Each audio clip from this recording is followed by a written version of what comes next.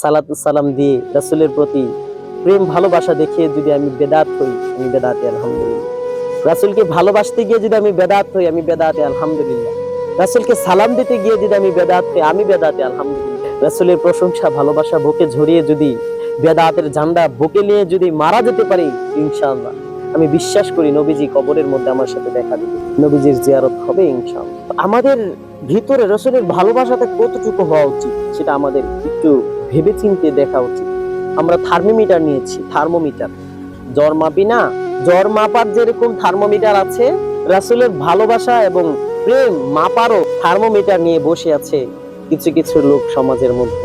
আসলে আল্লাহ রাসূল সাল্লাল্লাহু আলাইহি ওয়াসাল্লামের ভালোবাসা মাপার মতো এই পর্যন্ত কোনো থার্মোমিটার সৃষ্টি হয়নি, সম্ভবও না। রাসূলকে ভালোবাসতে হবে সীমাহীন, অসীম, নিজের জীবনের চাইতে যেটাকে বলা হয় সেই পরিমাণ ভালোবাসতে হবে রাসূলকে। আরে ভাই, আমরা এখন ভালোবাসার কথা বললে ওরা বলে যে আমরা বেশি করে ফেলি, সালাতু সালাম দিলে বলে আমরা বেশি করে ফেলি, বাড়াবাড়ি করে ফেলি।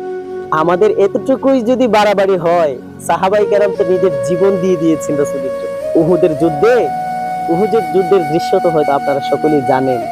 উহুদের যুদ্ধে রাসূল সাল্লাল্লাহু আলাইহি ওয়াসাল্লামের দিকে যখন তীরগুলো নিক্ষেপিত হচ্ছিল, আর এক একজন সাহাবী দৌড়ে গিয়ে রাসূলের সামনে দাঁড়িয়ে গিয়েছেন বুকটা পেতে, আর এক একজনের বুকের মধ্যে তীর বিদ্ধে বিদ্ধে বিদ্ধে বিদ্ধে ৭০-৭২টা তীর করে খেয়ে নিজের জীবনকে শহীদ করে দিয়েছেন আমার নবীর জন্য।